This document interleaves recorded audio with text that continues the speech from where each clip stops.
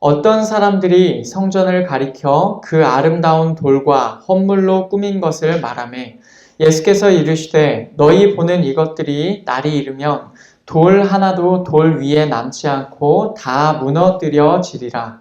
그들이 물어 이르되 선생님이여 그러면 어느 때에 이런 일이 있겠사오며 이런 일이 일어나려 할 때에 무슨 징조가 있사오리이까? 이르시되 미혹을 받지 않도록 주의하라. 많은 사람이 내 이름으로 와서 이르되 내가 그라하며 때가 가까이 왔다 하겠으나 그들을 따르지 말라. 난리와 소요의 소문을 들을 때에 두려워하지 말라. 이 일이 먼저 있어야 하되 끝은 곧 되지 아니하리라. 또 이르시되 민족이 민족을 나라가 나라를 대적하여 일어나겠고 곳곳에 큰 지진과 기근과 전염병이 있겠고 또 무서운 일과 하늘로부터 큰 징조들이 있으리라.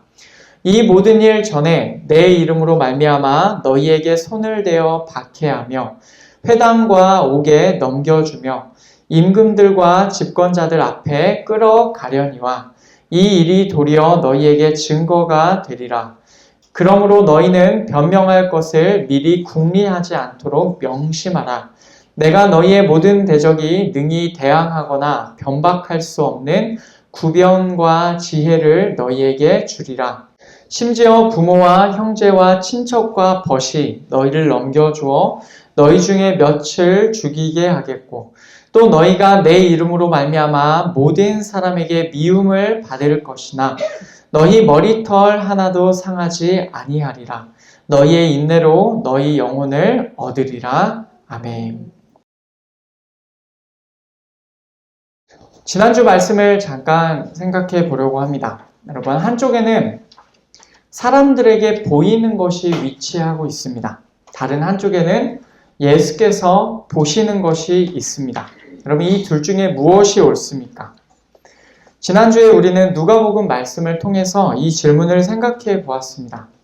성전 안에서 마주한 다양한 사람들은 자신들이 보는 것이 옳다고 생각하였습니다. 예수님이 틀리다고 생각하였어요.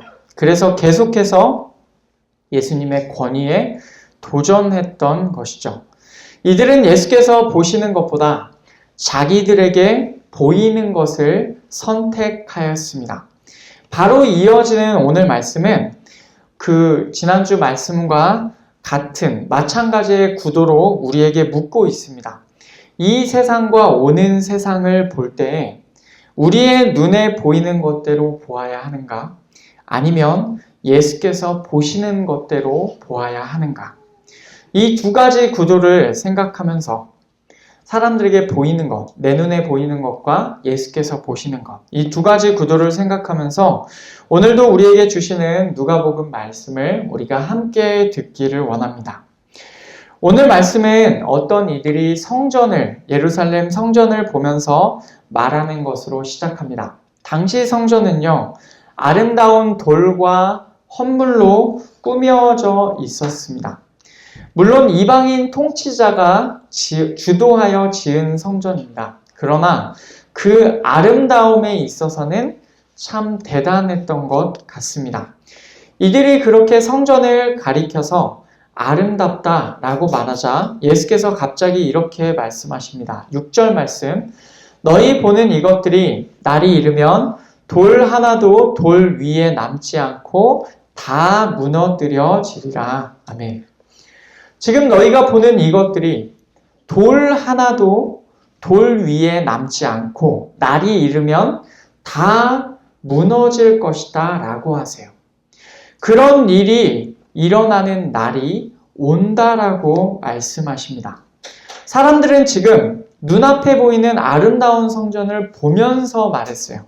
그런데 예수께서는 눈앞에 보이는 성전 너머에 앞으로 있을 일을 말씀하셨습니다. 이 말을 들은 사람들은 이렇게 묻습니다. 7절 말씀, 그들이 물어 이르되 선생님이여 그러면 어느 때에 이런 일이 있겠사오며 이런 일이 일어나려 할 때에 무슨 징조가 있사오리이까? 예수님을 선생님이라고 부르면서 크게 두 가지를 질문합니다. 첫째, 그러면 언제 이것들, 앞에서 예수께서 말씀하신 일들이 언제 있겠습니까? 둘째, 이것들이 일어나려 할 때에 무슨 징조가 있겠습니까?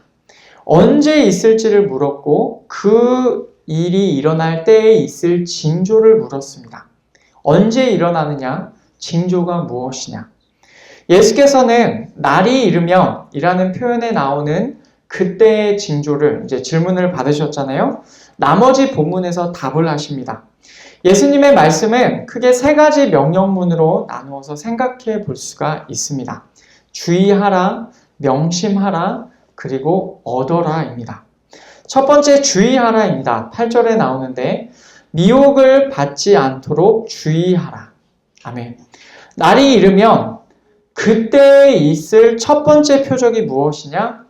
미혹하는 일이다라는 것입니다. 직역하면 헤매게 하는 거예요. 마치 눈이 보이다가 갑자기 눈이 가려버린 것처럼 길이 보이다가 길이 갑자기 안 보이는 것처럼 헤매버리는 것이죠. 많은 사람들이 예수님의 이름으로 와서 이렇게 말합니다. 내가 그라. 내가 그 사람이다. 때가 가까이 왔다라고 하죠. 여러분 어떤 느낌이 드십니까? 이미 이런 사람들이 충분히 많다라고 생각되지 않으십니까? 요즘 계속 뉴스에서 계속 시끄럽게 얘기하고 있죠. 시끄러운 요즘 계속해서 얘기하고 있는 이단들이나 사이비들이 주장하는 바가 무엇입니까? 교주 본인들이 구원자라는 것이죠. 나를 통해서 구원을 얻을 수 있다는 겁니다. 이들은 사람들로 하여금 예수님을 바라보는 것, 그것을 하게 하는 것이 아니라 자기들을 바라보게끔 만듭니다. 그런데 이런 사람들이 우리가 사는 이 시대에 갑자기 많이 등장한 것이 아닙니다. 이미 사도 요한의 때에도 있었어요. 요한 1서를 보면 거기에 이렇게 나옵니다. 예수를 시인하지 아니하는 영마다 하나님께 속한 것이 아니니 이것이 곧 적 그리스도의 영이니라. 오리라 한 말을 너희가 들었거니와 지금 벌써 세상에 있느니라. 아멘. 예수님을 시인하지 않는 영마다 적 그리스도의 영입니다. 그리스도를 대적하는 영이죠. 물론 세부적으로 들어가면 그 안의 느낌에 있어서는 다소 다를 수 있겠습니다만은 그리스도를 대적하는 것, 그리스도를 부인하는 것이 이미 예수님의 제자 요한의 때에 세상에 있었다라고 합니다. 이렇게 이들은 오랜 역사를 가지고 있어요. 이 사람들은 자신을 구원자라고 부르면서 구원자가 이미 왔다, 여기 있다, 나다, 그리고 때가 가까이 왔다라는 방식을 사용합니다. 사람들 마음에 불안감을 조성해요. 그래서 사람들을 헤매게 합니다. 사람들이 길을 찾지 못하도록 해요. 막 두려움에, 불안감에 어쩔 줄 몰라 하면서 이 길밖에 길이 없구나라고 그렇게 보게 만듭니다. 예수님의 이름을 내세우는 이런 거짓의 사람들에게서 우리는 혹여라도 길을 헤매거나 그들을 따라가지 않도록 주의해야 합니다. 또한 예수님께서 말씀하시는 그때는요, 비슷하게 두려움이 찾아올 수 있는 일들이 일어납니다. 9절을 보면 이렇게 나오죠. 난리와 소요의 소문을 들을 때에 두려워하지 말라. 이 일이 먼저 있어야 하되 끝은 곧 되지 아니하리라. 아멘. 난리와 소요의 소문을 들을 수 있습니다. 날이 이르면 그날의 특징이 이것이에요. 난리는 전쟁을 의미하고요. 소요는 말 그대로 그 소동하는 것, 소요하는 것을 의미합니다. 어디에서 전쟁이 일어났다거나 또 어디에서 소동이 일어났다거나 하는 소식이 계속해서 들려올 수 있고 그 소식에 두려울 수가 있습니다. 그러나 우리는 두려워하지 말아야 합니다. 그 다음 내용을 우리가 자세히 보면 이렇게 나옵니다. 분명히 이것들은 먼저 있어야 할 일이에요. 먼저 이 일이 있어야 될 일입니다. 그러나 그 끝이 곧바로 일어나는 것은 아니기 때문이에요. 성경을 자세히 보면 그렇게 나오죠. 우리는 종종 우리에게 두려움이 생길 만한 일들을 접하게 되면 마치 지금이 세상의 끝인 것처럼 생각할 때가 많이 있습니다. 물론 그날이 그렇게 빨리 올 수도 있어요. 우리는 모릅니다. 그러나 말씀을 자세히 보면 지금 여기서 예수께서 말씀하시는 이 일들과 실제의 종말은 어느 정도의 시간차가 있다라고 하십니다. 그럼 우리가 생각해 볼 수 있는 것은 이것이죠. 종말은 어떤 것이나 어떤 사람에 의하여 앞당겨지는 것이 아니라라는 거예요. 정해진 때에 옵니다. 날이 이르면 그때에 종말이 온다는 거예요. 그러니 이런 불안함에 사로잡혀서 잘못된 길로 헤매는 일이 없어야 합니다. 바로 뒤에 나오는 10절과 11절은 난리와 소요라고 표현된 내용을 좀 더 풀어서 설명합니다. 또 이르시되 민족이 민족을 나라가 나라를 대적하여 일어나겠고 곳곳에 큰 지진과 기근과 전염병이 있겠고 또 무서운 일과 하늘로부터 큰 징조들이 있으리라. 아멘. 민족이 민족을, 나라가 나라를 대적하여 일어납니다. 전쟁을 의미하죠. 또 곳곳에 큰 지진과 기근과 전염병이 있고 무서운 일과 하늘로부터 큰 징조들이 있을 것입니다. 그래서 이런 일들 때문에 사람들이 막 걱정하고 불안해하면서 소동도 일어나고 소요도 일어날 수 있을 것입니다. 심지어 지금 우리가 사는 이 시대는요, 과학이 첨단을 달리고 있는 시대입니다. 그런데 이 시대에도 누구든지 이런 상황을 마주한다면 무서울 것입니다. 여러분, 그러니 우리는 이것을 미리 알고 헤매지 않도록 주의해야 할 것입니다. 그때를 묻는 사람들, 예수님께 지금 사람들이 그때를 묻고 있죠. 그때를 묻는 사람들에게 예수께서는 두 번째로 명심하라 라고 말씀하십니다. 14절에 그 내용이 나오는데 14절을 보면 그러므로 너희는 변명할 것을 미리 궁리하지 않도록 명심하라 라고 합니다. 이 12절부터 15절까지가 또 한 단락으로, 내용상 단락으로 볼 수가 있는데 때를 구별할 수 있는 두 번째 표적은 박해입니다. 예수님의 이름 때문에 사람들이 그들에게, 좀 바꿔 말하면 우리에게 손을 대어 박해하고 회당과 옥에 넘겨줄 것입니다. 그래서 임금들과 집권자들 앞에 이끌려 갈 것입니다. 특별히 이 박해는요, 모든 일 전에라고 하셨어요. 12절을 보면 이 모든 일 전에 박해가 있을 것이다. 다시 말하면 예수님을 믿는 자들을 향한 박해가 먼저 있고 전쟁들, 소요들, 여러 표적들이 그 다음에 있는 일입니다. 이건 역시 실제적인 위협이 됩니다. 임금들과 집권자들은 우리의 생명을 좌우할 수 있는 사람들처럼 느껴지기 때문에 그러하죠. 지금 우리가 살고 있는 대한민국은 세속국가입니다. 나라의 국교가, 종교가, 나라의 종교가 이것이다라고 정해놓지 않은 세속국가입니다. 그러면서 종교의 자유가 있는 나라입니다. 예수님을 믿는다고 해서 국가가 공식적으로 우리에게 불이익을 주는 일은 없습니다. 그러나 이 말씀이 실제적으로 와닿는 많은 국가들이 있어요. 예수님을 믿는 것 자체가 두려움을 안고 사는 것입니다. 그러나 확실한 것은 무엇입니까?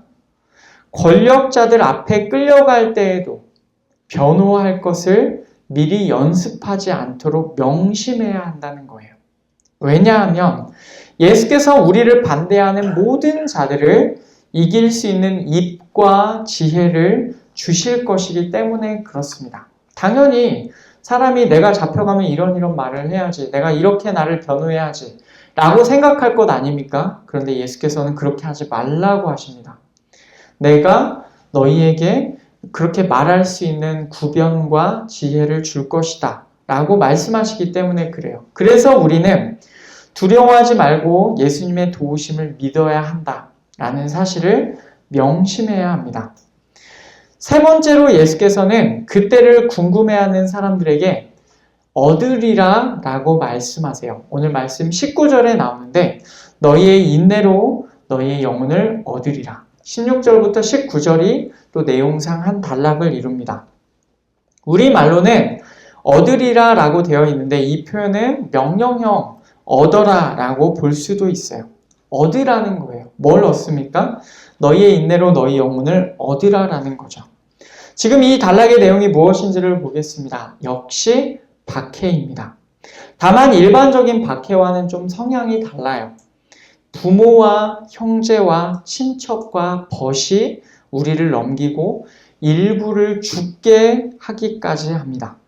이 사람들은 어떤 사람들입니까? 우리가 잘 아는 사람들이에요. 가까이 지내는 사람들입니다. 왜 가족이나 친구가 우리를 넘깁니까? 예수님의 이름 때문에. 17절을 보십시오. 또 너희가 내 이름으로 말미암아 모든 사람에게 미움을 받을 것이나. 여기서 나오는 모든 사람에는 가족들, 친구들도 포함되는 것이죠. 그렇게 본다면 왜 가족이나 친구가 우리를 넘깁니까? 예수님의 이름 때문에 그렇습니다. 예수님의 이름 때문에 미움을 받는다라는 거예요. 예수께서 여기서 큰 원리를 그러나 설명해 주십니다. 이 큰 원리가 무엇입니까? 우리의 머리털 하나도 상하지 않게 해주신다는 거예요. 여러분 이 표현을 한 번 더 생각해 보시죠. 바로 앞에서는 죽이기까지 하겠다고 했어요. 그런데 여기서는 머리털 하나도 상하지 않는다라고 하십니다. 뭔가 앞뒤가 안 맞아 보이죠? 이것을 어떻게 이해해야 합니까? 사도행전 28장을 보면 바울이 하는 말에서도 머리카락이라는 표현이 나옵니다. 사도행전 28장에 이렇게 나와요.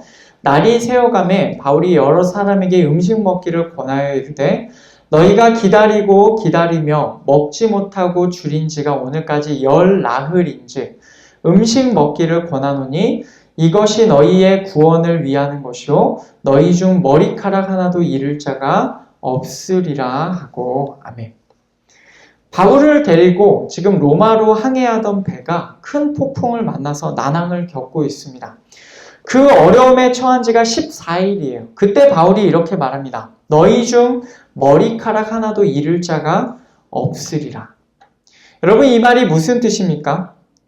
자기가 하나님 앞에서 받은 말씀이 있다는 거예요. 그렇기 때문에 우리 모두는 그 말씀이 있기 때문에 죽지 않고 안전할 거다라는 말입니다.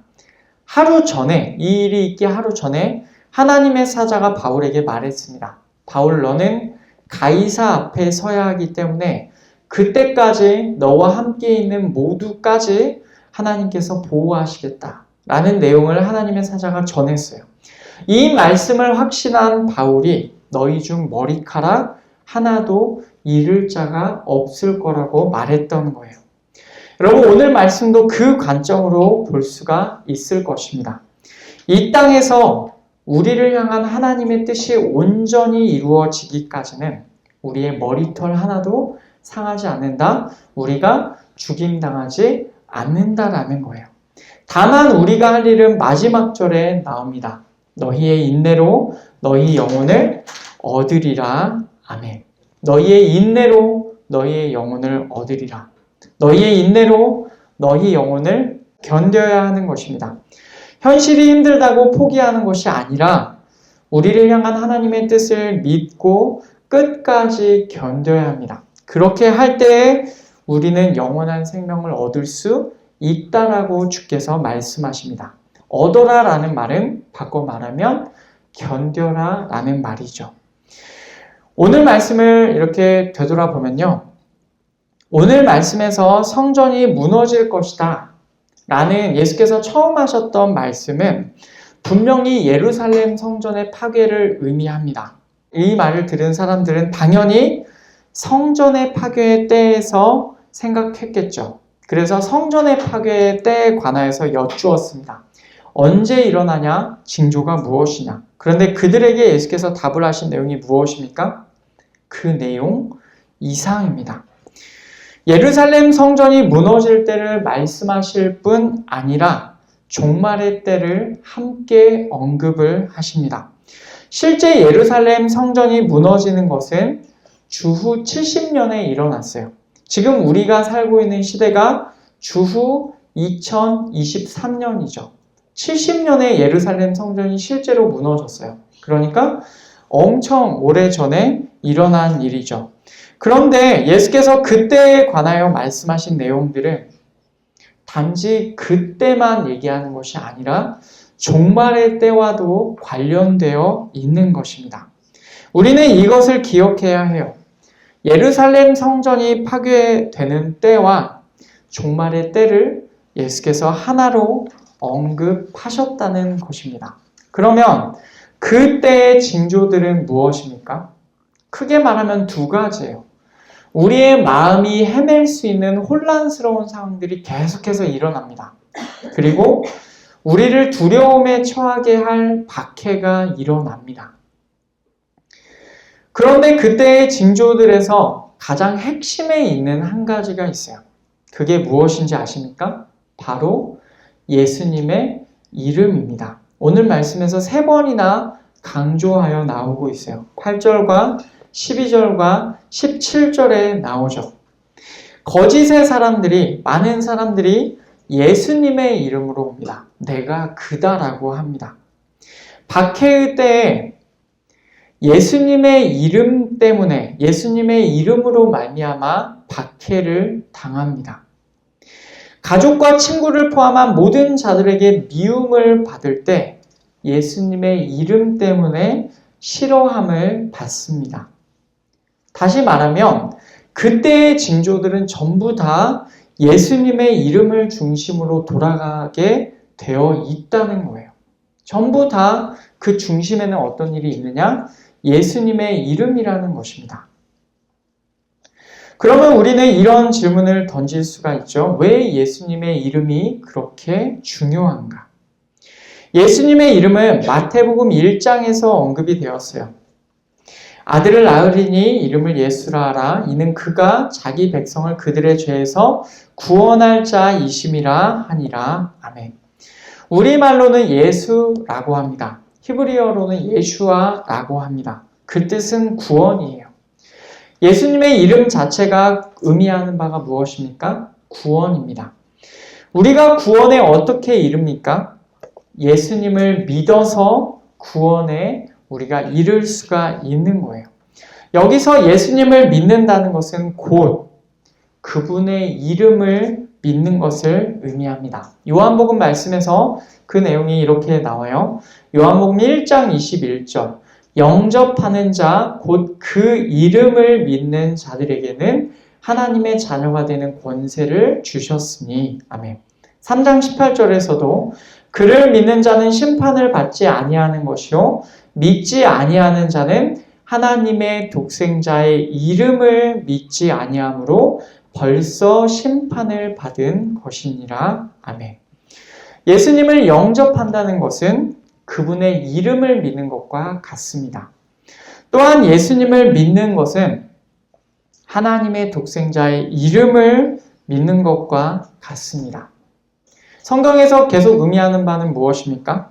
예수님을 믿는 것과 그분의 이름을 믿는 것이 정확하게 같은 것이다 라는 거예요. 그러면 예수님의 이름을 믿는 것이 의미하는 바가 무엇입니까? 예수님의 이름을 믿는 것이 결과적으로 무엇을 의미합니까? 구원받는다. 맞죠? 근데 그 이상의 어떤 의미가 있냐면 우리 예레미야 말씀을 한 번 더 보겠습니다. 예레미야 14장 9절에 이렇게 나와요.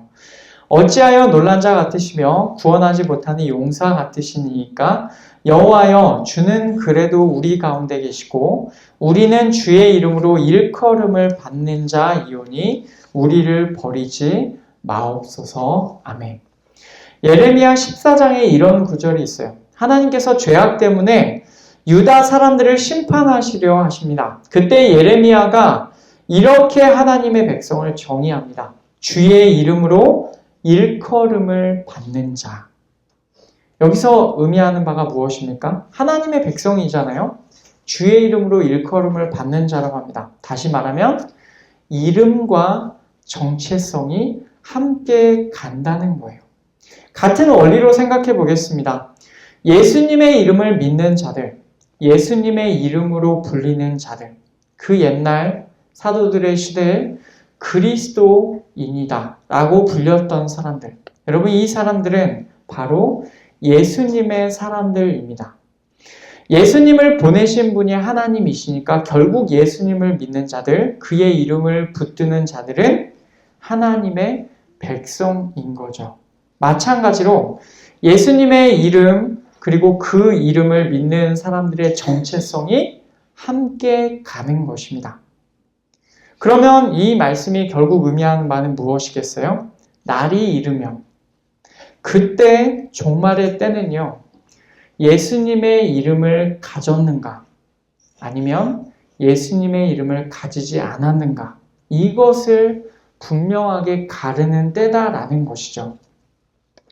예수님의 이름만 따르는 자는 거짓의 사람들이 꾸미는 미혹에 빠지지 않습니다. 예수님의 이름을 가지고 있는 자는 박해를 당할 것이지만 끝까지 견뎌서 구원을 받습니다. 예수님의 이름을 가지고 있는 자는 난리와 소요의 소문을 들을 때에도 이것이 미리 말씀하신 예수님의 말씀임을 기억하며 거기에 흔들리지 않을 것입니다. 바로 그 예수님의 이름이 우리에게는 있습니까? 사람들의 눈에는요, 눈에 보이는 것들이 더 좋아 보였어요. 성전의 아름다움이 좋아 보였습니다. 그런데 예수께서는 사람들의 눈에 보이는, 사람들이 보기를 좋아하는 그것, 그 너머의 것들을 보셨어요. 사람들은 성전을 보면서 참 아름답습니다 이렇게 말을 하는데 예수께서는 이 성전이 무너질 거다, 그리고 종말의 때가 올 거다, 이것을 보셨습니다. 원래 우리는요, 단지 우리 눈에 보이는 이 세상만 볼 수가 있습니다. 그것도 온전히 볼 수 있는 것이라고 생각하지는 않습니다. 우리는 우리의 생각대로 왜곡해서 우리의 눈에 보이는 것들을 봅니다.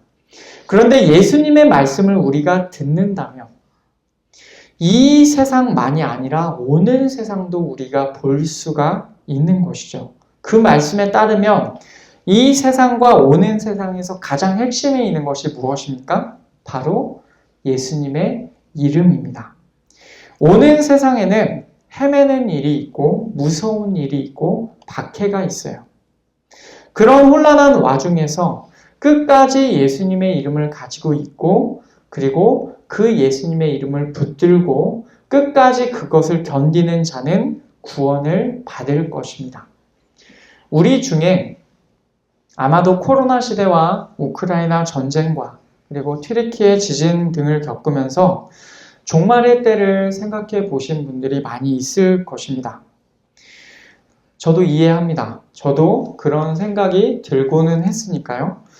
그런데 오늘 말씀에 따르면요, 너무 불안해하지도 말고 과하게 불안감을 조성하는 사람들을 오히려 조심하시고 오직 예수님의 말씀을 들어야 할 것입니다.